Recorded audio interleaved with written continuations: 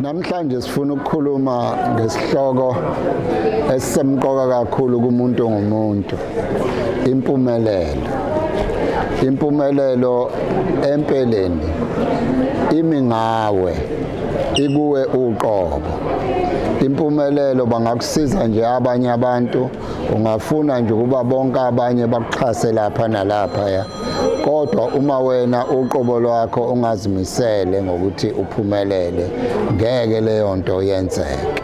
Okusemqoka ukuthi umuntu ayiphuphe impumelelo, ayiphile impumelelo, agqume ayenqake impumelelo.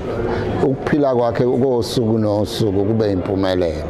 Lowo muntu ke usethubeni elihle lokuba bambone enza okungcono okwedlula abanye abantu, ephumelela, esuka kulesi sinye stepis enyukele kulesiya, bese bemangala abanye ukuthi yena wenza ngani.